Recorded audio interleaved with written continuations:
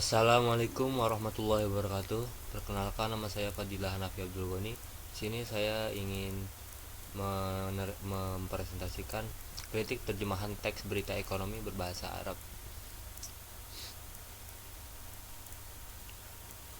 Baik, langsung saja. Yang pertama di sini ada bahasa sumbernya,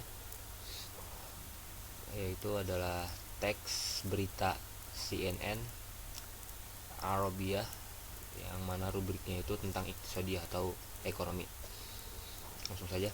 Masdarun Misru satu sodiru syuhnatan jadidatan minal gharir musali li salihi shillin hadal usbu'a qala mas'ulun hukumiyyan misdi misriyun inna syarikatal qabidata lil ghadati at-tabi'iyyah ijaz satu sodiru hadal usbu'a syuhnatan minal gharir musali min mahabbatil isalah fi idkut tabi'ah li syarikati shillil alamiyah wa bitrunas al maliziyah qad wasalat new mature wa adhafa al mas'ul alladhi talaba adama nashr ismih inna naqilata new new new nature yaumal jum'ati al-madiyah ala an tanqula syuhnatan minal gharil musali al-misriyah ila Urupa bi gharadi tasdiri li salihi syarikati shilli wa Petronas al-Maliziyah qad wafaqa bayanati ICIS Independent Commodity Intelligence Service istaqarrat sadiratu Misra minal ghazi al-musali khilal ar-rub'i as-salisi minal 'amil hali 'inda mustawayatil 'ami al-madi al-baligh 0,1 milyun un. Wattafaqatil hukumatu al-misriyatu ma'asyuraka il ajanibil 'amilina fi qita'in nafti 'ala samahi lahum bitasdiri juz'in min hisasihim fil ghaz itadammana at-tafaqus samahi mahali syurakai bitasdiri juz'in min hisasihim min hilalin mahabbatil isalatil misriyah. Selanjutnya di sini terjemahannya. Ini terjemahan langsung dari rubrik CNN-nya, yaitu Mesir akan mengekspor pengiriman LNG baru ke Shell minggu ini. Perusahaan induk gas alam Mesir atau EGAS akan mengekspor pengiriman gas alam cair LNG minggu ini dari pabrik pencairan di LDKU yang dimiliki oleh Shell International dan Petronas Malaysia, kata seorang pejabat pemerintah Mesir.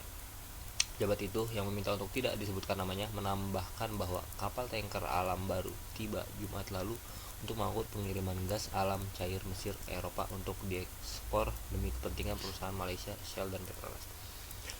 Menurut data dari ICIS atau Independent Community Intelligence Service, ekspor gas alam cair atau LNG Mesir selama kuartal ketiga tahun ini stabil pada level tahun lalu sebesar 0,1 juta ton. Pemerintah Mesir telah sepakat dengan mitra asing yang bekerja di sektor minyak untuk mengizinkan mereka mengekspor sebagian dari kuota gas mereka, karena perjanjian tersebut termasuk mengizinkan mitra untuk mengekspor sebagian saham mereka melalui pabrik pencairan Mesir, tetapi melalui jumlah gas yang akan ditambahkan mulai tahun ini. Pejabat itu mengatakan Kementerian Perminyakan Mesir telah sepakat dengan mitra asing untuk mengizinkan mereka mengekspor sekitar 4 kargo per bulan gas alam cair atau LNG untuk keuntungan mereka sendiri.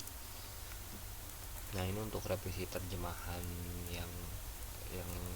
yang peneliti saya sarankan. Itu Mesir akan mengekspor 1 kargo baru gas alam cair atau LNG untuk Shell pekan ini.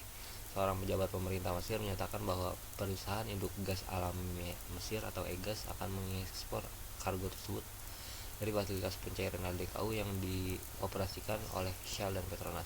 Pejabat itu yang meminta agar identitasnya tidak diungkapkan menambahkan bahwa kapal tanker New Mature telah tiba pada Jumat lalu dan dijadwalkan mengangkut kargo LNG Mesir menuju Eropa atas nama Shell dan Petronas. Menurut data ICIS, Independent Commodity Intelligence Service, ekspor LNG Mesir pada kuartal ketiga tahun ini tetap berada pada level yang sama dengan tahun lalu, yaitu sekitar 0,1 juta ton. Pemerintah Mesir sebelumnya juga telah mencapai kesepakatan dengan para mitra asing di sektor perminyakan untuk mengizinkan mereka mengekspor sebagian hak produksi gas melalui fasilitas pencairan Mesir. Namun, hanya dari surplus gas yang mulai ditambahkan pada awal tahun ini. Pejabat tersebut menegaskan bahwa Kementerian Perminyakan Mesir telah menyetujui pemberian izin kepada mitra asing untuk mengekspor sedikitnya 4 kargo LNG per bulan demi kepentingan komersial mereka. Nah, yang lanjut ke analisis. Yang pertama ini ada identifikasi isu utama, yaitu yang pertama yang isu utamanya adalah interferensi struktural, yaitu kesalahan dalam memahami struktur kalimat asli yang menyebabkan perubahan makna. Yang kedua di sini isu utamanya ada kesalahan makna, yaitu seperti terjemahan yang tidak sesuai dengan konteks dan maksud asli termasuk nama entitas. Nah, yang ketiga di sini ada register atau kohesi wacana, yaitu penggunaan gaya bahasa dan konsistensi istilah yang tidak tepat dalam konteks jurnalisme. Nah, yang terakhir ada diksi teknis, yaitu seperti kurangnya presisi dalam penggunaan terminologi khusus industri energi. Yang pertama di sini ada interferensi struktural dan kesalahan makna. Masalah penerjemahannya. Yang pertama nih, ada di kalimat aslinya, yaitu Mesir akan mengekspor kargo LNG baru atas nama Shell. Nah, terjemahan awalnya itu kan Mesir akan mengekspor pengiriman LNG baru ke Shell minggu ini. Nah, frasa ke Shell ini sangat keliru karena terjemahan yang tepat seharusnya untuk kepentingan atau atas nama Shell, bukan menunjukkan Shell sebagai tujuan pengirimannya. Tapi ini tuh mengubah inti dari perjanjian komersial tersebut, yaitu istilah pengiriman LNG. Nah, untuk perbaikannya itu satu kargo LNG atau istilah teknis yang lebih akurat dalam logistik energi.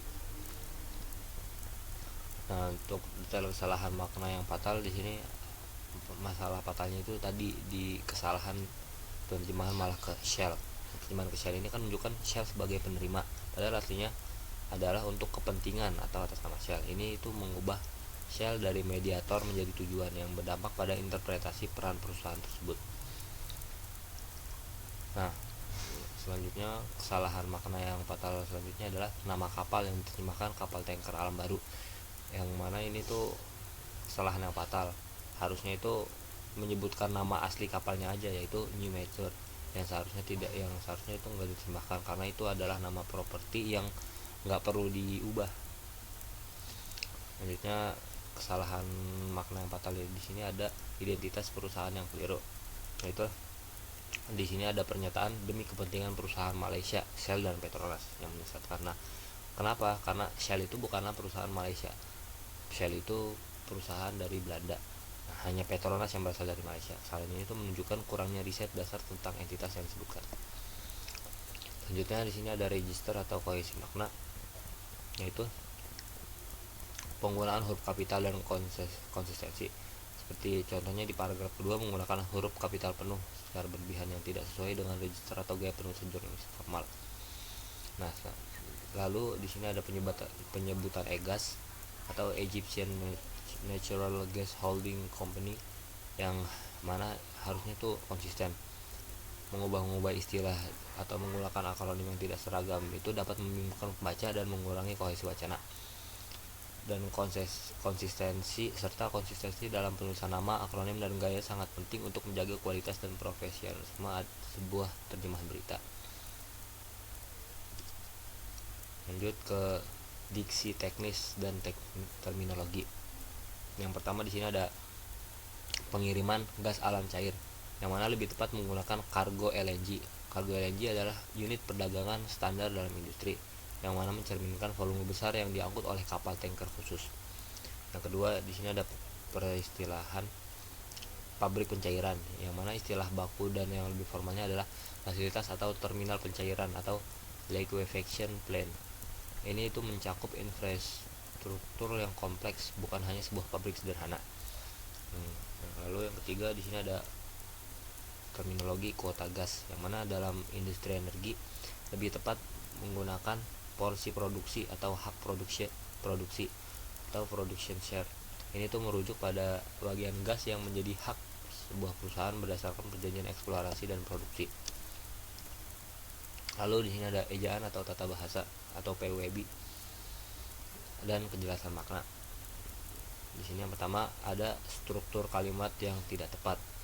Contohnya pada penerjemahan kargo per bulan gas alam cair, yang mana seharusnya disusun ulang menjadi 4 kargo LNG per bulan untuk kejelasan dan kepatuhan tata bahasa. Selanjutnya ada repetisi yang berlebihan atau pemborosan kalimat, seperti misalnya mengekspor pengiriman gas. Mengekspor gas dapat dihindari karena perlu peringkasan dan konsistensi dalam penggunaan terminologi untuk efisiensi gaya bahasa.